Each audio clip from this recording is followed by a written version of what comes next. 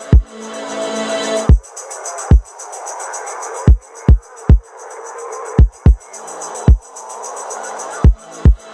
right.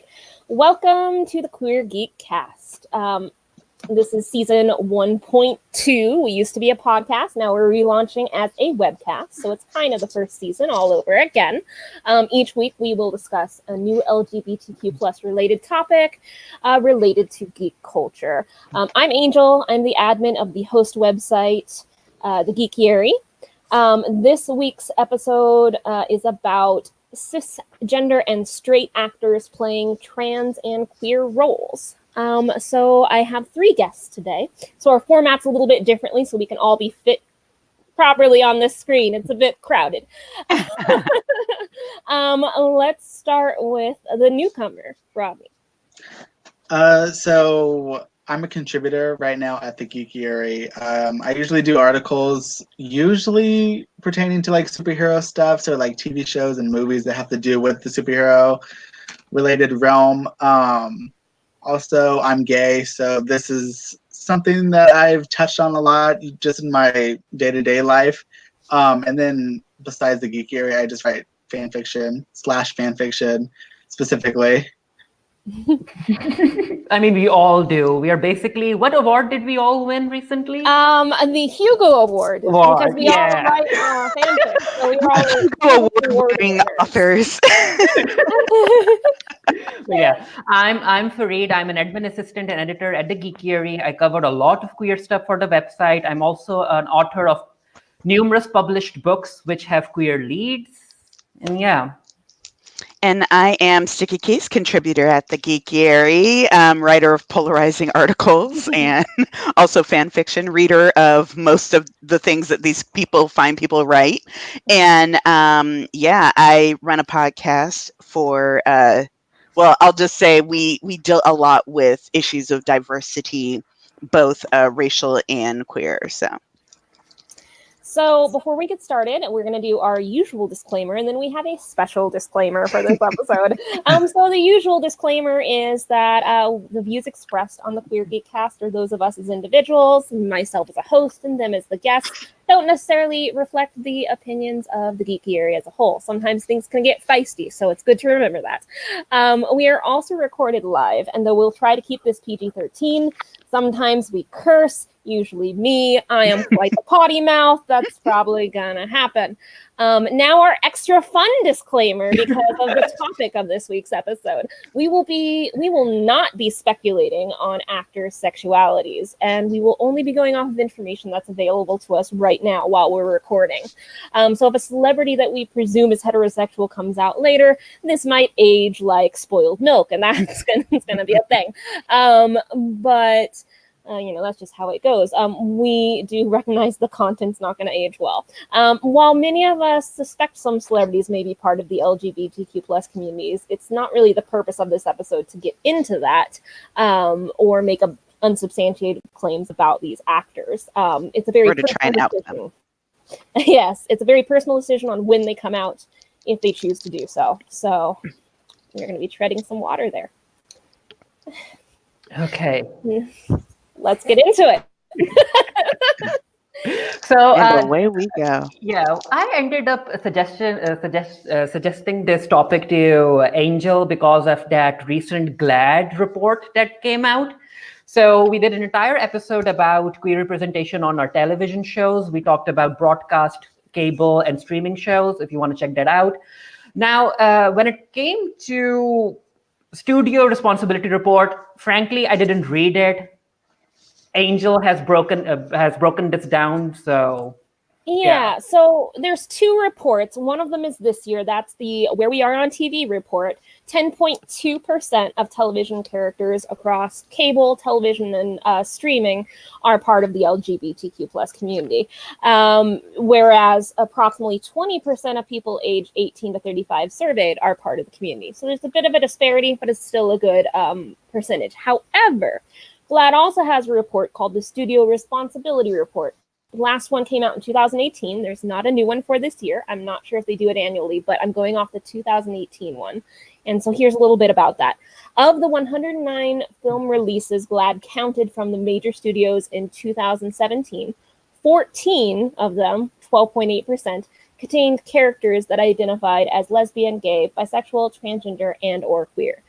This is a significant decrease of 5.6% points and down 9 films from the previous year's 18.4%, 23 of the 125 films. While part of this drop may be due to increased rigorous methodology, it's an overall bleak year for inclusion in major studio films. Now, again, that's last year. So this year we've had an increase on TV, but last year there was decrease. Angel, do we know, is it the same number of studios included in that study? I'm not entirely sure. Because what I'm also wondering about is, because that number seems dangerously low, but I'm thinking about even within the Oscar race, you had about 3 of them that had, like, If Beale Street Could Talk for this year, for 2018. Yeah, If Beale Street Could Talk, Green Book, and then The Favorite. The Favorite. Are they counting? I'm wondering if there are characters that have engaged in, I guess, homosexual activity or whatever, that maybe aren't identifying as being queer, that aren't being counted. Do we know what their parameters are? I don't. I didn't read it as thoroughly as the Where We Are on TV report, which I read from beginning to end. Right. That was a lot. So I'm not sure about their methodology, but they got a lot stricter on it last year. So they might be some that they actually have a parameter, like, what's that test to see whether or not a woman character is written good? Bechdel. The Bechdel, yeah. The Bechdel. So they actually have a test in the report, and if a character doesn't meet the standards or the criteria for their test, they didn't consider that character. Okay. So yeah, so they have a test. Basically the standards have risen, but we might be getting more. It's a quantity versus quality issue. Where GLAAD is like, we want the quality and the quantity. Yeah. Okay. They actually had a test that. Rodney, what? Oh, I was just gonna ask. Do you know if it's counting only main characters or like a character that shows up like once in a season and then disappears? Like, is that character counted in the percentage? I think that they aren't just including main characters, but I don't think they count every character either. Their methodology only extends so far into main and supporting. Yeah. Like I don't think, for example, and again, this was from last year, so this film wouldn't even be on it, but I don't think the character from Endgame would be in it, because he has like 3 sentences. So I don't think they would have included him. I know. Yeah. So, but I don't know. Hopefully they'll come out with a new report and we can see what their methodology will be this year. Very good. Yeah, because that report didn't even talk a lot about Beauty and the Beast, because it was a mess. Yeah. No one asked for that. There's so much about that movie. It was a mess. Starting with Emma. But okay, go ahead. But basically, the main thing is that while queer representation has increased, even if it's progressing at a snail's pace, opportunities for queer actors, especially on the big screen, continue to lack. And especially actors that are openly queer. So apparently, when it comes to Hollywood, queer roles win awards and nominations. That's a kind of a mentality that people have, but only when they are being portrayed by straight actors. And it's as if they're saying that Hollywood loves queer stories, but apparently Hollywood doesn't love openly queer actors. And playing queer to some actors, some cisgendered straight actors, seems like a test to show that they are very talented. I wrote in my notes that in this year, Olivia Colman, Mahershala Ali, and Rami Malek, all 3 of them won Oscars in 2019 for portraying queer roles. And also, if we go back, Jared Leto ended up playing a trans character in 2014, and he ended up winning. And then if you go even back, then there's Hilary Swank played a trans man and won in 2000.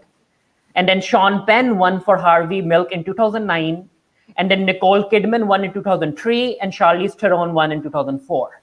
And Charlize's was for her portrayal of Eileen Warnos. Is that right? Yeah, in the film Monster. So that's like a bad lesbian character. So this brings into the sad thing is that in the question of should straight actors be able to play queer characters, the answer is of course, but. And that but it's a big but. It carries a lot of, because okay, yes, but then gay actors should be able to play straight characters and have that be seen as the leap that we view straight actors playing gay characters as, I was reading something. There was someone that was acting, I want to say they were playing like a trans character. I'm sorry, I wish I could remember the exact example, but it was basically like, well, you are trans, so that's not a big leap, so it's not really acting. And I know that is a big part of why a lot of gay characters, but I'm like, then where is Neil Patrick Harris's Emmy for Barney? On how he played a very convincing, F-boy. Where's his Emmy if it's such a leap to play outside of your quote unquote sexuality? And so, yeah, it's loaded, and I guess we're going to talk about it today. But it only seems that it applies to straight characters. Like if a straight character is playing a queer character, then that's necessarily Oscar bait. Mm-hmm. Like you can get an Oscar for playing a queer character, which is like, and history has shown that they have won Oscars. But that's why, and it again, this relates into the trope of it all, and the gangst, and what Angel was talking about in our last cast about how you had these gays playing villains, and then you stop the gays playing villains, and the villains aren't interesting, and it was because the way that they're written. So it's like, yes, Freddie Mercury, the Freddie Mercury movie, Green Book, Olivia Colman, they're all getting these Oscars for playing gay characters, but those characters were amazing people in their own right. The people that they were portraying have wild stories. And so they could have gotten a gay character play those roles and it still works, but it's because of that, the gangst of it all, and already kind of having this preconceived notion of what to expect. And so, yeah, that's a rough one. I think with Hollywood in particular, I mean, even though it's 2019, almost 2020, I think we're still stuck in where they have an idea of what makes a good movie as it pertains to queerness, which is still very restricted. So you're going to get the same stories of the struggle that this person has to face because they're gay. You don't get a story where the character goes on this huge journey that has nothing to do with their sexuality. They just happen to be gay. So that's why I feel like you don't have movies to really look at. You can only look at the straight movies where straight characters get to do that. But then when you try to find gay characters that also do the same thing, those don't really exist yet. So that's part of the problem. They don't exist in the mainstream. Yeah. Because you can point to like God's Own Country. Fantastic movie. Oh, you all need to watch God's Own Country. It's so amazing. It's so good. It's so good. But one thing that was great about it is that his sexuality was a part of the story, but it was really his personality and who he was as a person that really brought in man, you were messed up. Yeah. It's nothing to do with who you find attractive. You're just messed up. You need a hug. And so it told so much more of a story. And we're starting to get that more and more in less mainstream content, but we're having a hard time translating that to a universal audience. Mm-hmm. Because again, I think it all speaks to that the universal audience as a whole is okay with queer characters if they are depressed, if they are going through gay angst. Maybe that's why. Well, it's a expectation of entertainment because they either want them depressed or they want them very happy. But what they don't want is the next door neighbor who doesn't have anything quippy to say, who's not going to do anyone's hair or, style anyone's apartment. Who isn't a cast member of Queer Eye, basically. There is. Go ahead. Yeah. Oh, I was going to say there's a disparity too between big screen and small screen, because small screen you're starting to get those stories where they just happen to be a queer character, like Winona Earp. It's not about the sister's sexuality, that just happens to be who she is. But on the big screen, that kind of casual inclusion is not quite there yet. If you're going to have a gay character be part of the lead cast or queer of any kind, it's going to be the focus, and it's going to be the angst of it, and it's going to be Oscar bait that straight actors can use as a vehicle to be like, look at this dramatic story that I just portrayed. So the two are very different.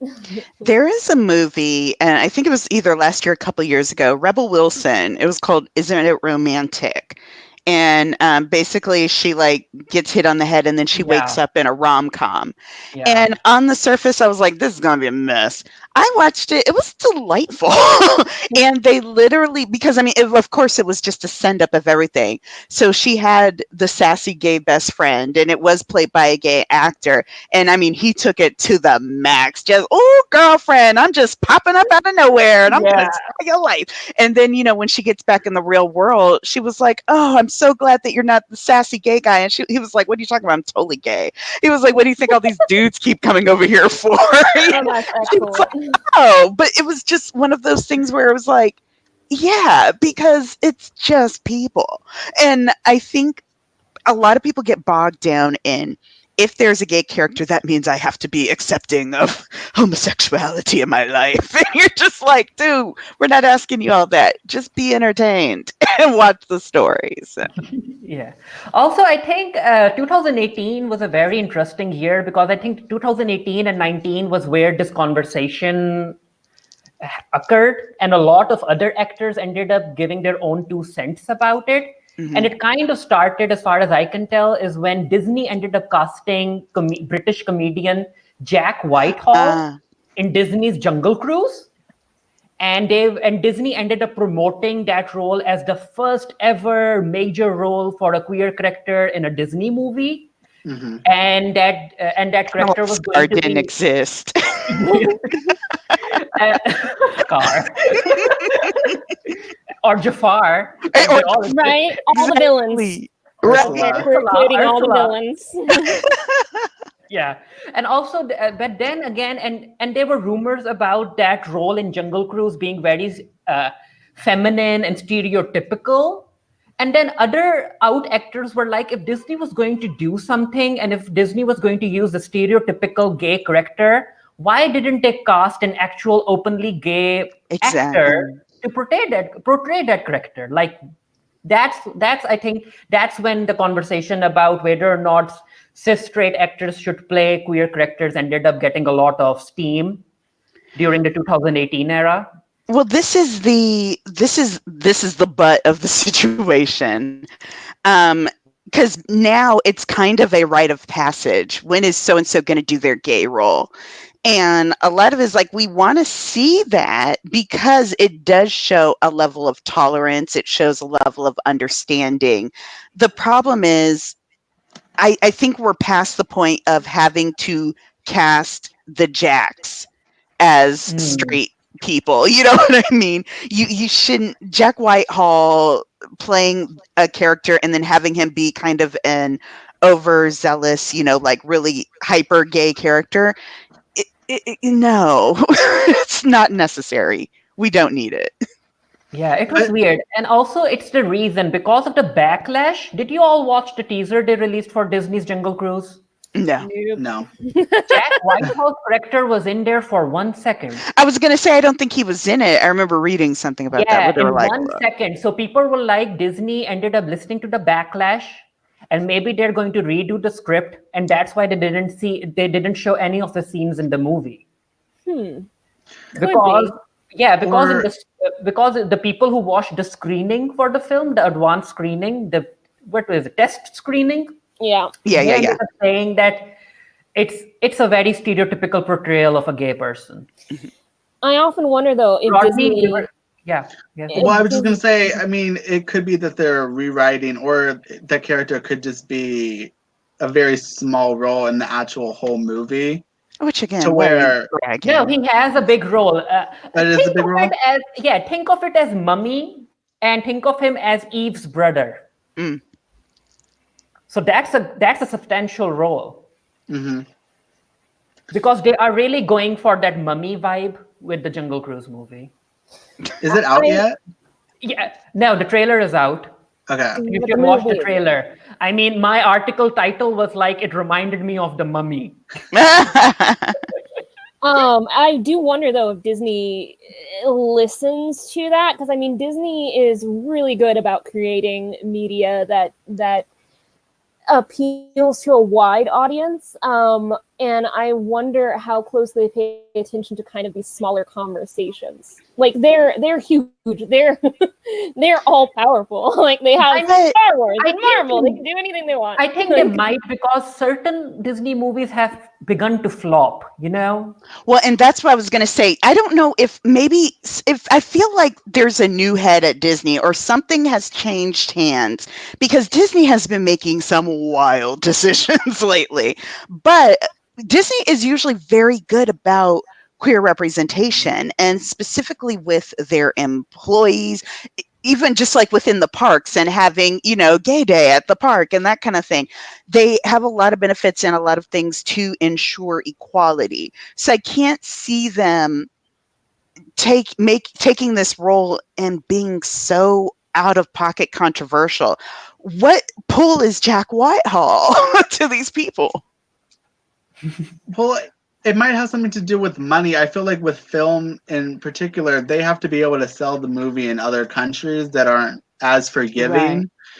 Where, if you have a gay character that's very stereotypical, then it becomes more of that's a joke as opposed to that's a real person. Like there are actually gay people that exist that aren't just, alive to be the joke and be the comic relief. And so you can market that and you can sell that. You can say, oh, well, this gay character is not like a real person. It's more as a joke. But if they were to create a character that's more serious and actually is in the movie for a reason to exist as a person, they wouldn't be able to market it to certain countries. Right. Certain countries. But then again, China. Jack Whitehall. Cool. but still, why Jack Whitehall? Like, That's why what I'm him? Like, Jonathan Groff is right there. Right? Oh, he would be great. They would love that. Jonathan Groff is in Disney. He works for Disney. Why not Jonathan Groff? Like, ugh. They'd be like, Hans, oh my God. And I think you had another example too, Ewan McGregor. And also Ian McGregor playing a stereotypical queer character in Birds of Prey. Oh, they did reshoots for it quick. After the backlash. Dang it. So okay, shoot. So this is where we get into the thing where it's like, we're going to have a disagreement. In general, I don't have a problem with straight actors playing gay characters. However, my dream scenario is that they are used as cheerleaders for the actual queer actors or the queer characters within the film. Velvet Goldmine is my mecca. I love that movie. I don't think there's a single queer person in it, but there might be one or two, but it's like they're all straight actors playing gay. I love the story. It's not exploitative. It's literally just kind of telling the story. And I think it does create a fine line. Now, I don't know about Birds of Prey. I'm not familiar with that. I just saw the thing for it, but you said they went into reshoots and they did stuff? They reshot it because the script leaked. Ah. The final script leaked, and that's when the fandom ended up knowing that they had intentionally changed a straight character from the comic books into it's a comic. into a stereotypical queer character for the upcoming Birds of Prey live action movie. And that queer stereotypical character is going to be played by Ewan McGregor, who is a straight cis dude. and people were not having it, especially because Harley Quinn is already bisexual in the comic books, Right. but she's being played by Margot Robbie, who's straight. Oh, I as thought far as Margot we Robbie. know. I thought she identified, but I might be mixing her with someone else. She doesn't. Not openly, even if Now, she is. So to people were pray like, DC. yeah, and people were like, why are you doing this? And it's so stereotypical that basically the entire plot is that his nudes get leaked as a gay man, and he wants them back. And those nudes are in a USB in a diamond that's swallowed by a 14-year-old, and it's a mess. So apparently they ended up reshooting it. They're actually reshooting it right now as well. So they're like trying to make everything better. Well, the thing is, I understand what they were trying to do, because this kind of leads back into what Cole was talking about. Is you're like, okay, we're going to take this comic character, we're going to make him gay, which is going to piss everyone off, but so it won't piss everybody off, we'll have a popular straight actor play him. And it's like, that doesn't play anymore. Like that business decision doesn't translate to the screen the way that they want it to. So that's I think making, because it's Black Mask, right, is the villain. I think it's more of, which it kind of depends on where you stand. I think it's more of, we know that we can get a lot of attention and pull if we make a normally straight character gay in this adaptation. Just like if you take a normally white character and you cast a black person to play that character, you're going to get a lot of attention. You're going to get a lot of articles written about it. But I think that when you have a gay character, you have to be careful of the way that you portray them. You can't. You have to make sure that you're giving them a story that isn't going to be problematic, and link that up to the fact that they're queer, because then you have a really big problem. The fact that he supposedly gets his nudes taken and like leaked or something, that's like, why would you have that storyline in particular for the gay character? And he's very vain. He's very into theater. He's like, that's the problem. I think the fandom didn't naturally had a problem with making Black Mask queer. It was that stereotypical portrayal that they had a problem with. Well, but I think you also nailed it right on the head, is that when you have a gay character, as in one gay character, as in he is the gay character, and that's, I'm like, the way you fix this, put in 2 more gay characters. Oh, then you can have one in that movie. They actually have a lesbian character in there, because who is it? Renee Montoya is in there. She's a lesbian in the comic books, and she and her partner is also in the movie. But then again, the entire Birds of Prey cast is being played by straight actors. And basically, the entire Birds of Prey cast for the upcoming movie is queer, like the characters. I wonder what the writer's room is like, because I mean, on screen we got 100% straight actors playing a significant percentage of queer characters, which is good to have a percentage on screen. But the writer's room, is there one queer writer like that would be like, oh, maybe this is a bad idea? None. They haven't announced anything, because they did announce that when Wonder Woman was being written, it was being written by an openly gay man who also wrote Little Mermaid and all of that. But and he also helped create the Young Avengers. But in Birds of Prey, they haven't said anything, because I think that if they had a queer writer, they would have announced. They would have definitely banked on that. They're like, look at this diversity. Which again is the part of the problem. I think what also happens with diversity, and we suffer a lot of this when we're talking about racial and ethnic diversity, is that they say, oh, look, there is, we have a black guy and a Latino woman and an Asian man and diversity, and it's just like, whose of what? What are we talking about? And so I think that definitely happens with with shows like that where it's like, oh well, we have a lesbian and her partner, and then we have a gay guy. Diversity, and you're just like, no, you're not quite. You're Written almost by and acted by straight people. Straighty McStraighterson. Also, 2019 and 18 was the year when Scarlett Johansson ended up showing her true colors. Woo, ScarJo, my God. ScarJo. She wants to play every tree. ScarJo. Now, this has become a running gag at the Geek Eerie because ScarJo just keeps putting her foot in her mouth.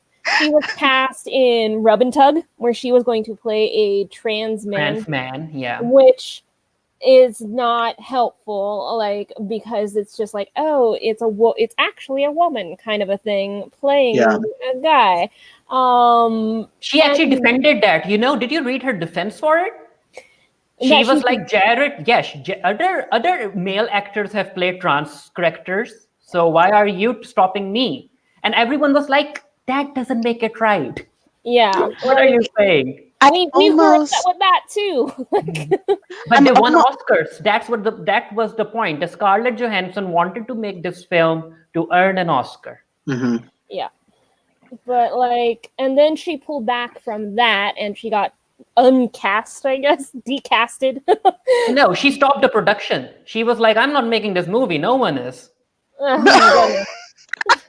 Godspeed. She was basically the person who was producing the movie. So people were like, Scarlett, don't back down from a movie because this is a very good movie. You can play the lesbian girlfriend of that just trans find man. someone else. Yeah, just find someone else to play it. Showcase someone. Give someone else a hand up. And but that's she was like, the no. problem. And that is the problem.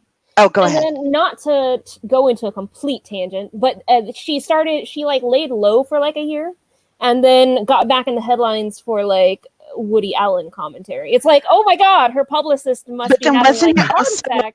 Was it Akira? Was it Death Note? What was she going to play where it was like an Asian character and she was like, I got this? She played it. It flopped. Yeah. The Ghost in the Shell. She played an Asian woman.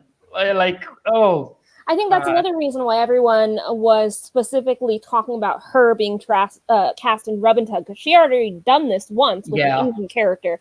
This was her second time taking a role from someone that could have actually portrayed it. The surprising comment came from Cate Blanchett, who I was a fan of, but Cate Blanchett ended up saying that she would fight to the death to defend an actor's right to take any role. Well, okay. Well, then fight for the people who aren't getting them. So I feel differently based on whether it's sexuality or gender identity. I feel like with sexuality in particular, I don't care if straight characters play gay characters, because I feel like as an actor, your life experience, you don't need the life experience of a queer person, of a gay person, to play a gay character. But with trans characters in particular, there's harmful stereotypes that come along with a cis person playing a trans character. When you have a cis man playing a trans woman character, it plays up on the stereotype that's dangerous, that gets trans people killed, which is, oh, you're not actually a woman. You are a man in a dress and a wig pretending to be a woman, which is harmful. But I feel like that situation doesn't happen when it comes to a straight person playing a gay character, because there's no stereotype there. There's only stereotypes that you get with gay people are, they're super flamboyant, or they're, very overdramatic, or they're into theater, but you don't have to play that character. That has to do with what's written, which is what I think is important, which is in the writer's room, there needs to be queer people writing queer characters. But as far as who's playing that queer character, I think it can be a straight person. Like, all you have to do as an actor is to read your script and be able to put energy and life into that character. You don't actually have to be attracted to, to play a guy that's attracted to men. That's not really how I see it. But other people have different opinions. And I'll say this. when we talk about it, because I came up, especially in a very specific generation of TV, and I witnessed, like the boom of gay shows, and then it was just like, and by that we meant all two of them, but still, that whole thing happening.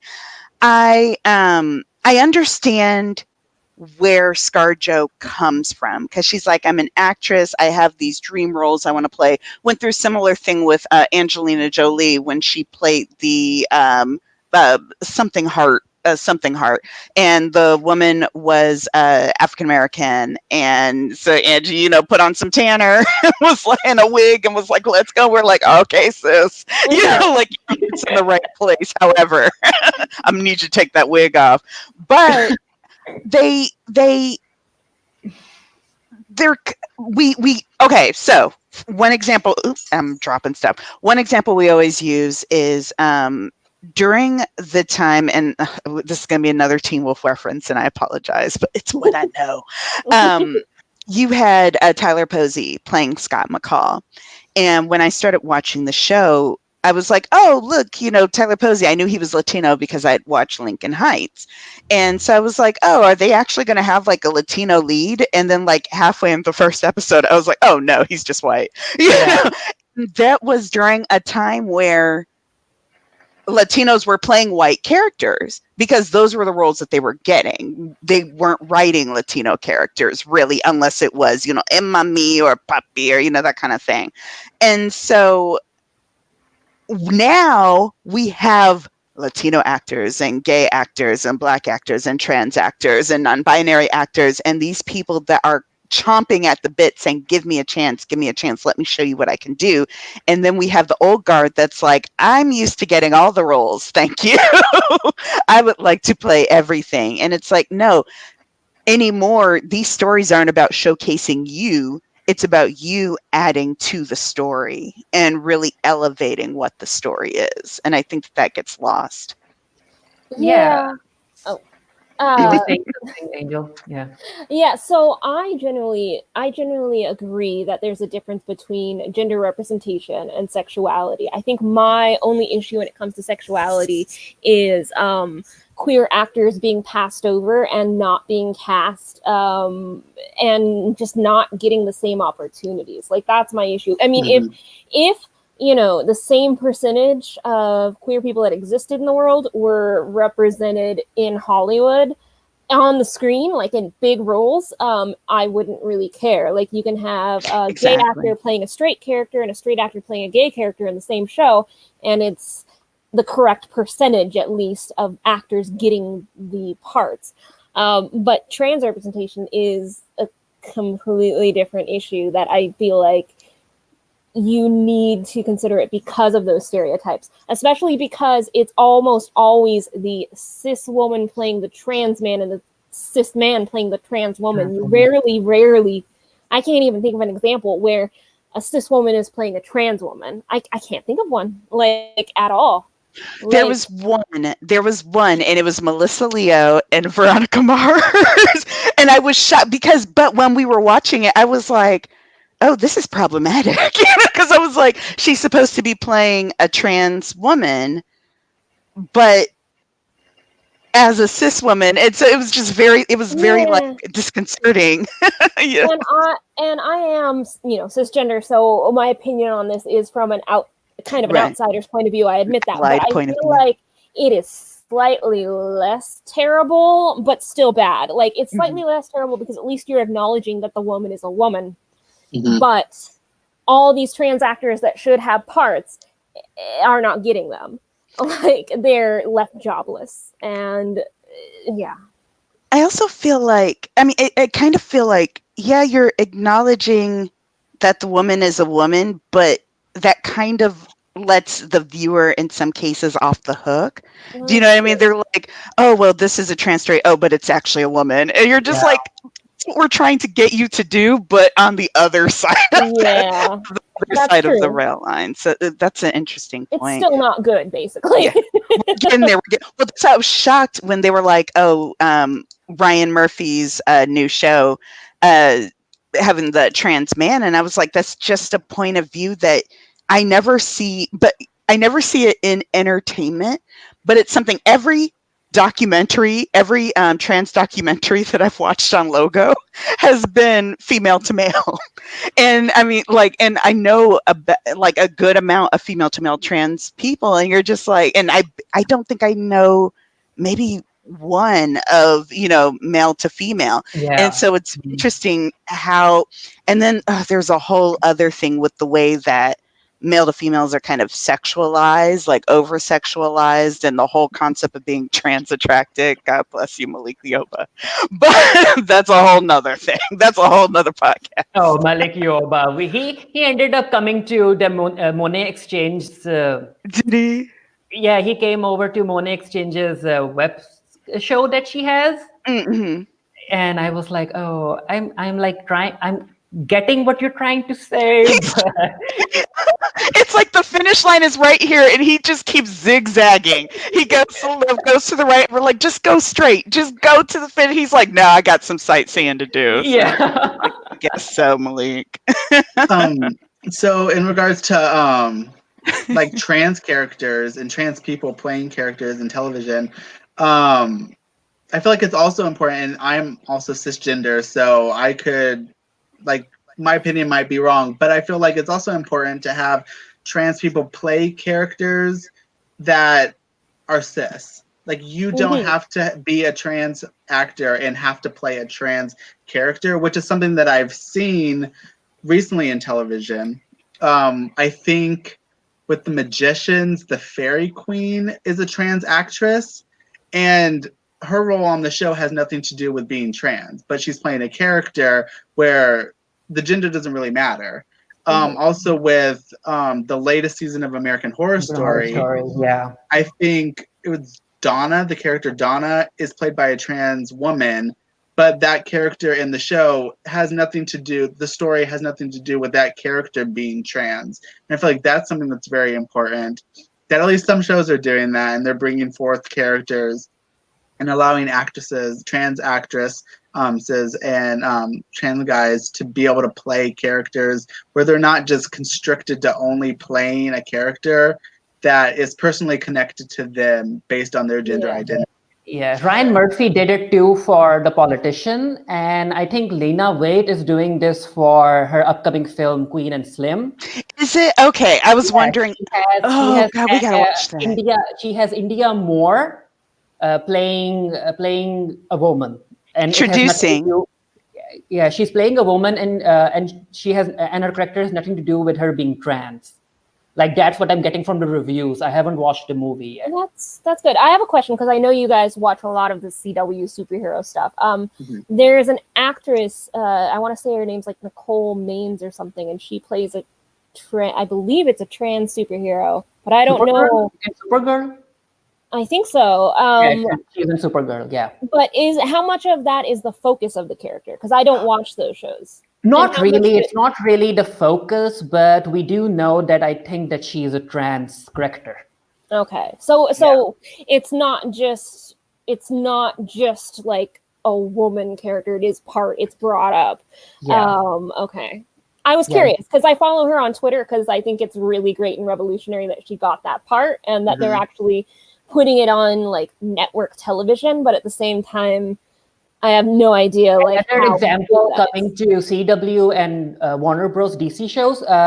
There's a show, Teen Titans, on DC Universe, and they actually have a trans man playing a male character that has nothing to do with him being trans. Like, it's a male character. He is actually Deathstroke's son, Jericho. And that actor is also, I think, he's deaf in real life. So they ended up incorporating that into the show as well. So he uses sign language and all of that. So Warner Bros. And DC Comics is doing stuff. And Marvel is doing nothing. Let's see what they can do. Right? Let's see what they can do to Superman. But I wonder, that's going to be very interesting to see how that evolves. Because on one hand, it's like, yes, I want to be able to see trans character play cis roles. But on the other hand, is a trans character in a cis role considered representation?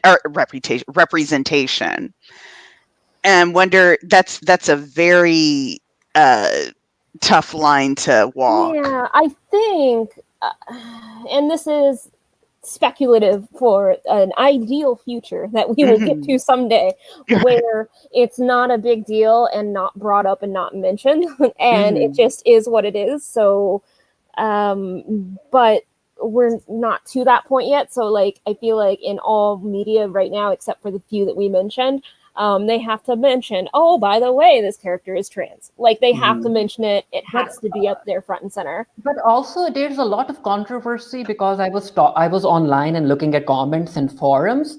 Like, people are saying, when you're a person of color, there's this colorism thing going on inside the community. Mm-hmm. Yeah. In the trans community, I've seen that there's also this thing that, okay, you have more privilege as a trans man because you are born with masculine features. So that works out for you as a trans man. And you are more privileged as a trans woman if you are born with more feminine features. That's why they're saying that actresses like India Moore and others can get these cis roles because they are born with the features that go with the character. I was wondering about that too, because like we were talking kind of about the over sexualization, and you'll see, and we get this a lot from RuPaul's Drag Race. A lot of those queens have, gone on to transition, and it's kind of an exaggeration of femininity, which I understand in terms of like dysmorphia and kind of overcompensation. But because of that, you really do have this picturesque, model-esque look of a woman, versus someone who may be trans who doesn't present in that way. But there are cis-born women who don't present in that way. And so it's kind of, it's a very interesting, I would like to see more trans representation across the board, but I would also like to see maybe the trans men who, still have boobs and are dealing with that and dealing with, going through their lives, having their periods. Like, what's that about? What's that like? That's a long ways away, though. So there is one character that I think was done well that kind of touches upon that in the show, the OA on, but this is again going with the small screen. OA. Yeah. Yeah. Season God 1 was bless. very good. Season 2 got a little, but anyway, then it got canceled. Yeah, they got canceled. Oh my god! And someone was doing a hunger strike to try to bring it back. But anyway, they had a trans masculine actor play a trans masculine character, and part of the plot was him trying to get like hormones like on the black market, and so the transition was part of the story and like dealing with how to get what he needed. Oh wow! It was really interesting because he goes to a drug dealer who's like, selling like party drug type stuff and also selling hormones on the side. So it was a very interesting take on it. But yeah, I think we can all agree that when it comes to trans characters on the big screen, those roles should go to actual trans actors. I think we're all in agreement on that. Yeah, especially now. Yeah. And also the bit of the thing that that's controversial is that entire gay roles should always be played by gay actors. I take it as a case by case basis. I'm like, if there's a TV show or a film that has straight actors playing queer roles, I think the casting should be more diverse. You should spread the casting love to queer people as well. Weird City was a good example of this. Yeah, Weird City was a good example of this. Even though Dylan O'Brien, a cis straight dude, ended up playing a gay character on the show, there was a whole lot of representation going on the show itself that it kind of balanced out. Now, I'm not a fan of like a recent movie, which was Call Me By Your Name.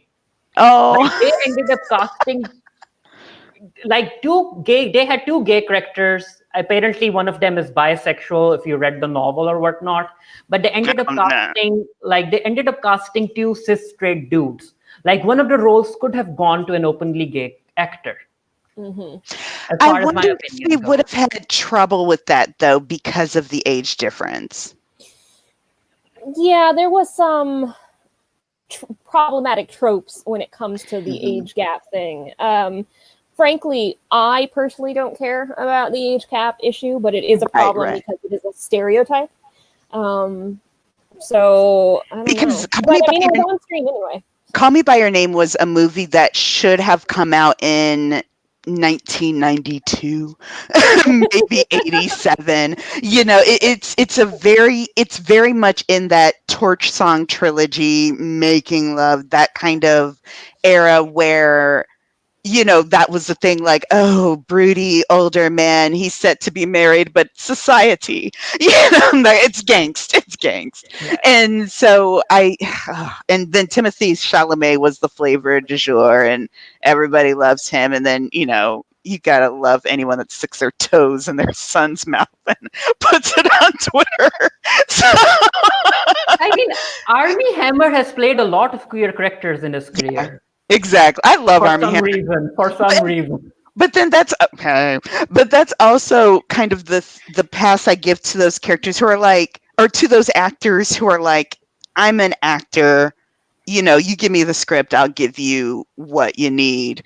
And I don't necessarily want to take away from that because I do believe in the art. However, the bias of award giving is prevalent. And I think if anything, the recognition, that's what needs to be tackled. Because there's no reason that A Normal Heart shouldn't have won everything. Yeah. You know, but, you know, it's crickets.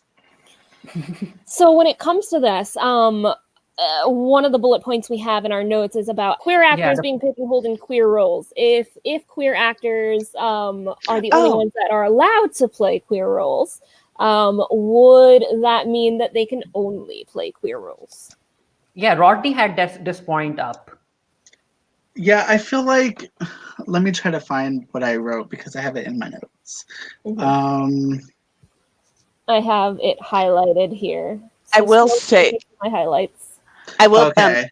Okay. I was gonna interject just real quick. The Darren Criss thing. That's kind of what we were talking about too. He made a post on Twitter saying that he was no longer going to be playing gay roles because gay roles should be, you know, for gay actors. Who is he playing? Who is he playing? No one cares.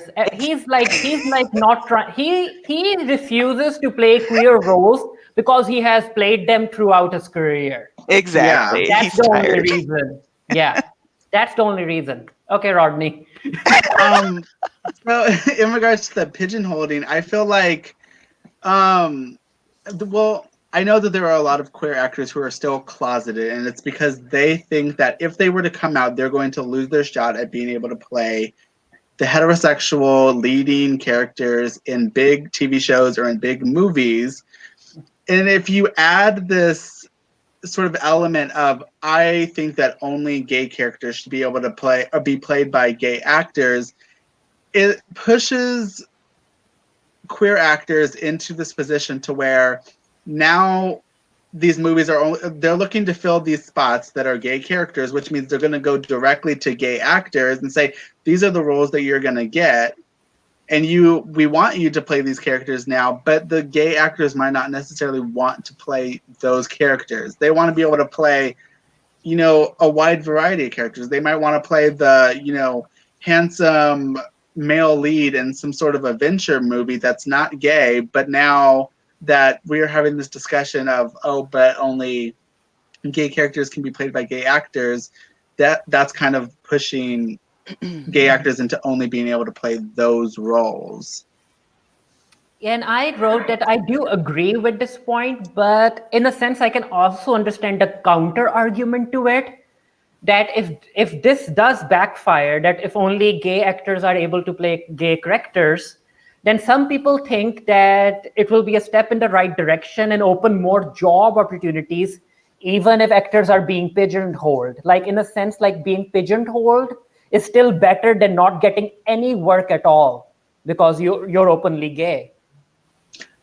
I think I mean, it would depend on the actor. I feel like there are some actors who, they truly enjoy playing gay characters because that's a part of them and they love being able to put that representation on screen. But then I feel like there are also, queer actors who they don't want to just, like, even though they're getting roles, it's not the roles that they want to play. Like, they're going to feel like it's not fair that that just because I'm gay, I have to play gay on TV or in movies where they want to play, a different character.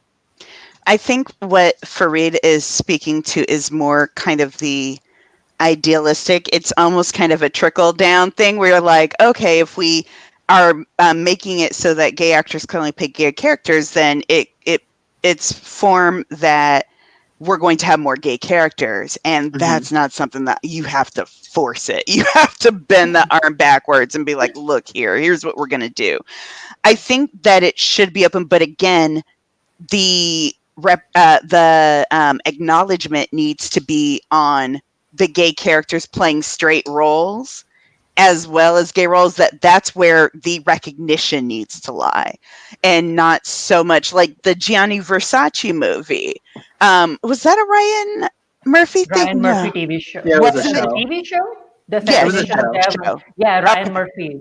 Ryan Murphy. And so once again, you have, these straight actors playing these queer roles, but I'm like, give me queer actors playing, and Ryan Murphy does do a good job in other projects. I'm not sure he hit the mark on that one. That one was a little wild. But I just want to see just more queer actors in general. And I think overall it might mean less roles, but it also means more people are getting roles. So. Yeah, it's weird because again, the thing of privilege comes in that queer people, like openly queer actors, aren't even considered for roles. Like, you can never imagine. Like, I'm not really sure if such a time will ever come, but their friends, yeah. But no one is going to cast an openly queer character as the next James Bond. Like, they aren't even going to consider any openly queer character actor for that. So Isn't it's that wild? Yeah, I would write that. Weird. And also, Sorry, I was just going to say, like, even Ellen Page, like, she had a lot of leading roles, and then when she came out, she's mostly supporting now, isn't she? Mm-hmm. So, like... Which is funny because the only thing that she did different was come out. Every other role, it's always Ellen Page has always been a lesbian actress. 100%. But nothing changed except and same with Neil Patrick Harris. Although I guess a lot of people just didn't know he was gay. But I was like, but his acting style from before he came out to when he came out didn't change. It's just people's weird perceptions and hangups. Yeah, that's what I'm saying, that if only gay roles could be played by gay actors, like, then maybe those openly gay actors would have been able to win the Oscars that these three actors ended up winning this year for The Favorite, for Green Book, and also for Bohemian Rhapsody. I almost have a little bit of sympathy when it comes to biopics, because I think you are then looking for someone to fit it in the face, and therefore you might get a certain actor in mind, and I get that. However, when it comes to these original properties, there's no excuse. Like, there's always a character that you can reshape and, kind of make it fit to where you are basically helping people represent people, and I don't see anything wrong with that. It's because, if you guys don't know, for The Favorite, even though Olivia Colman ended up winning the best Oscar for actress, Rachel Weisz and what's that other girl, Emma Stone, both of them, both straight actresses, ended up getting nominated.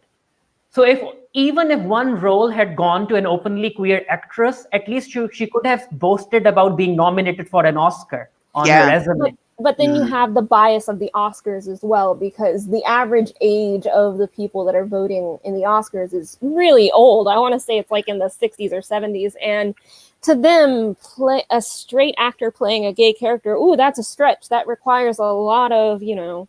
A lot of reach. So maybe if a gay actor was playing a gay character, they would just be like, not as good, But yeah. I think they are starting to change that a little bit. They're trying to shake up the Academy because of those issues. And and the fact that there were like 3 queer themed movies and the one that won was the trashiest one they could find. So what are you gonna do? But yeah, it's such a tough question, but I think it's one of those things that happens. It is a case by case basis. Yeah. And you really have to be like, are we doing this for the right reasons? I don't agree with the Darren Criss of it all. I'm like, dude, you're an actor. You do what you're told. But on the other hand, it's like, then don't go out for it. Because wasn't Emma Stone about to be in a movie where she played an Asian woman? She actually was. And that was She filmed actually here was. where I live. Yeah, like Right. Aloha is what it was called. And she played half Asian, half Hawaiian. And I'm like, where's Haley Stanfield when you Yeah. need? Because Emma Stone is neither. And like also the fact that they imported a white actor from the mainland when we have a lot of native Hawaiians here in Hawaii. They're actually filming a movie right now by Taika Waititi called Next Goal Wins. And he's being very conscious about casting. He's cast a lot of local people Nice. in these roles, and it's about the Samoan soccer team. And he's also cast a non-binary actor as a non-binary character, the first non-binary person who ever played in men's FIFA World Cup qualifiers. I just bring that up because they're literally down the street from me right now. I should go like hunt Taika Waititi right now. Like, hey y'all, hey Waititi. So he's doing it right, and not only did he hire a non-binary person, but he hired a non-binary person who was the specific type of non-binary that the person was, which is fa'afine, which is Samoan. Basically translates to in the way of the woman, which is people who are assigned male at birth and then have both masculine and feminine features. So it's a very specific thing, and he got a very specific actor to play. Oh wow. Yeah, the excuse that you can't find talented people who fit the bill, that's an excuse that doesn't even work. It has no validity, like nothing. I love that. Yeah, that's he's like right down the street. Let's go get him. Yeah, they closed off the street. They're over there somewhere. But yeah, because it's like I get it. But sometimes you just have to do things for the greater good. Do I want to see Dylan O'Brien playing the first openly gay soccer player? With Hecklin on the other side? Sure, yes, give me that script all day. But I accept that I might just have to have a head movie with that, write some thick. Because ultimately, it's probably going to be Armie Hammer and Timothy Chalamet in that movie. You know what? I wouldn't mind it. As long as it doesn't win an Oscar. But I just yeah. But I feel like we are in a position these last couple of years, we kind of have regressed back. I say this all the time. America is a very young country, all things considered, and we're very much in our puberty phases. And we're kind of to that point where it's like, okay, we just got our driver's license, but we're still going 20 miles an hour or 40 miles because we're scared to death and we don't know what to do. I feel like there are baby steps, but we just have to remember to be considerate of the audience and the people because it's not just about entertaining anymore. You really are being a representative to people who may not experience that in their lives. Yeah. Rodney, you had a point about queer actors being closeted or something. Oh yeah, he mentioned that. Oh yeah, we kind of. Are there any bullet points that we missed? Because I know we've kind of skipped around this episode to different bullet points at different times. But were there any that were really pressing that we wanted to talk about before we start to wrap up? I think we've talked about most of it, that basically it should be right now, as far as my opinion goes, like Sticky also said, that it should be on a case-by-case basis. Like you should try to be as diverse as possible when it comes to casting, whether you're casting for queer, like trans roles or straight roles or queer roles, like diversity is important. Like right now, personally, I'm not here for any film that's about queer characters, but there isn't one single out queer cast member in that entire movie. Like, I can't watch it. I just can't. And it's so easy to do now. And so, like you said, there's no excuse at this point. You can go down the street and find a actor who is queer or non-binary or, whatever you need to be. So just just put out an open casting call and people will come. Like well, if you're looking for a non-binary actor, they will come to you. Every excuse. Exactly. Specific one too. A very specific one.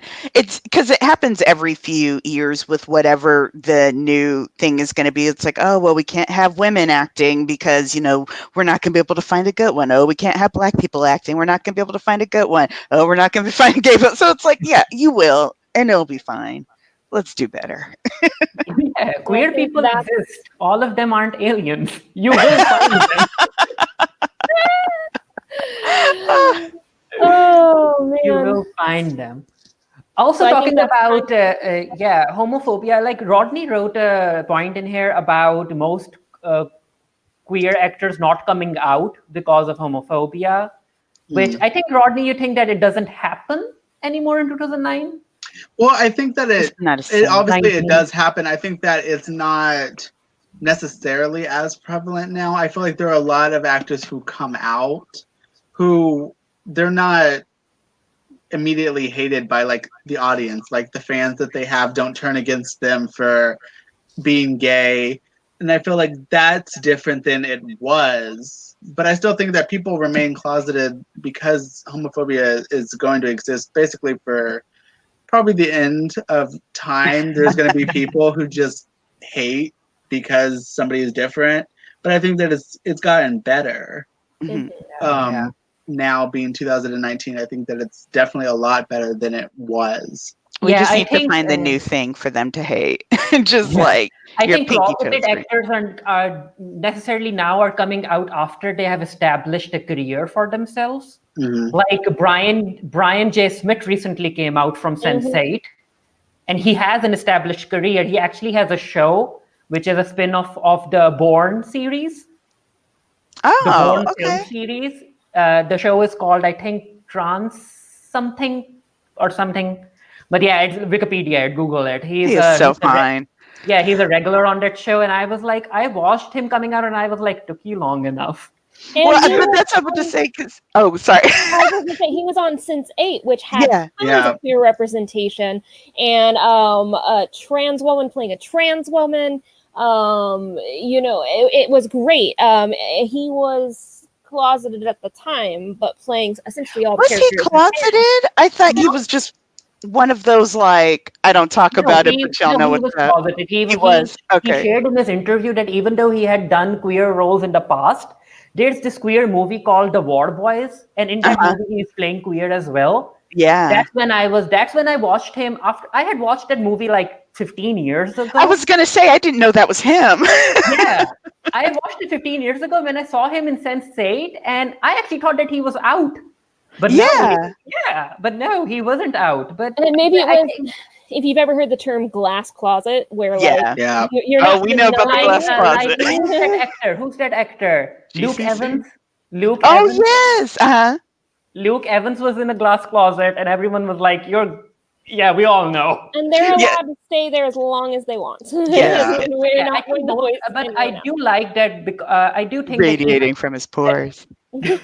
That homophobia still exists in Hollywood, and that's why I think a lot of these actors come out after they have established a fan base for themselves. Well, it's not even establishing a fan base. It's oddly also establishing a relationship. Yeah. I don't know of a single queer person in the like not one queer person, but a person who is single and like an aspiring actor, whatever. And Yeah.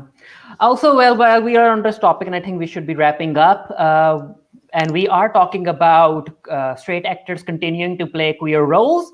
In 2020, we are getting Birds of Prey. We are getting Disney's Jungle Cruise. We are also getting this new movie with Colin God. Firth. With Colin What's it called? Firth. Oh, okay. Yeah, a new movie. Colin Firth is again playing a queer actor, a queer character, because I guess he needs more Oscars or something. And You can have them. I love it. yeah, and then who's that actress who was in the Titanic? Kate Winslet. Kate Winslet and Saoirse Ronson, Oh, goodness. the Ladybug actress. Yeah, I know who you're talking about. Swazi Swarzy or something like that. Yeah. Yeah, those two are playing queer lesbians in an upcoming movie. So 2020 is going to have a lot of queer movies that are Oscar baity without any openly queer. I was going to actors in say it. 2020 sounds like it's going to be mad problematic. And this sounds like post November 2016 types of problematic. So Content on the website should be fun. Yay! Have some fun moderating comments. Yeah, 2020 is going to be a mess because Birds of Prey is coming out in February, and I'm going to keep an eye on it, and I'm going to see what Ian McGregor is going to do with it.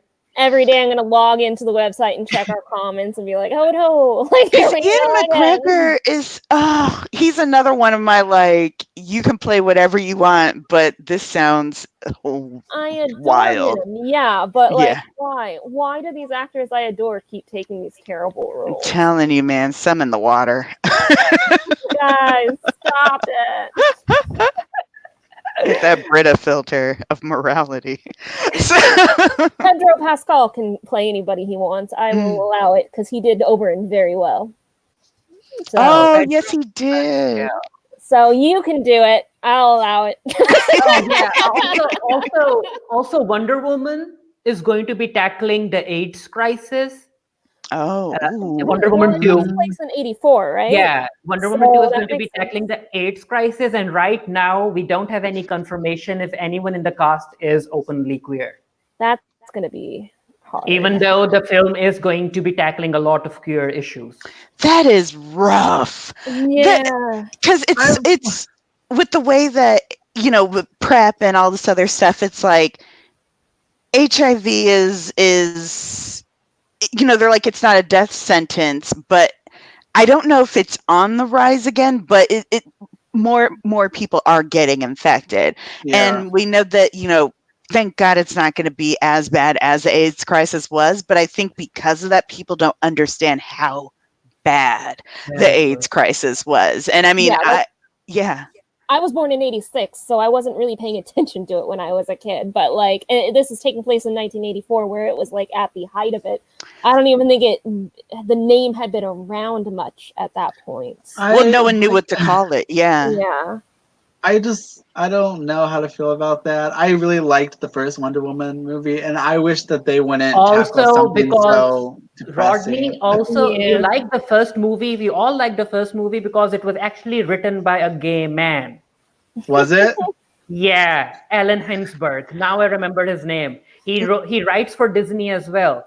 So Now, that's is he- why the second one? that's why the first half of the movie had very Disney princessy kind of feel. Yeah. Is he writing the second one too? No. The director, Patty Jenkins, she apparently kicked him off. Oh, but Patty's still doing. That's weird. Okay. Well, I was gonna say, 84 is when Ryan White was. He was really one of the first like a mainstream kid, and he was just a kid, but he got AIDS through blood transfusion. Yeah. And that's really when, because I was very, very young. I was so young, such a neophyte. But I do remember like being in school and being like, you know, if you see someone bleeding, don't touch them, don't look at them, run away, get help. You know, it was a very, very big thing. And so I just, that handle with And care, also y'all. 2020 is going to be, I'm going to keep a close eye on 2020 because Birds of Prey, no, as far as we can tell, no queer writer on the movie. Wonder Woman 2, no queer writer on the movie, and they are tackling the AIDS crisis. It's gonna be messy, man. Yeah. 2020, y'all. If we don't end up in the Hellmouth, then let's have a party. I plan on being drunk for a significant portion of Right. it. Because no matter what happens, whether it is representation on screen or dealing with the politics of our country right now, Yeah. I'm going to need to be drunk as hell for all of it. Basically, Tito's is getting all the money. Up here. Oh. Excellent. We're all tired now, I think. I'm going to make some dinner. Yeah, we have covered a lot. We did good. Yeah. Good job, y'all. I'm going to wrap this up. So basically, thank all of you for being part of this. And thank you to my viewers for tuning into the Queer Geek Cast. As a reminder, we are run off of donations by viewers like you. So subscribe, like, follow, etc. on all of our social media. We are the Geekery everywhere. Pinterest, Twitter, Facebook, Instagram, YouTube, Patreon, where you can help support the webcast and the host website, TheGeekIary. Thanks for tuning in. Bye. Bye.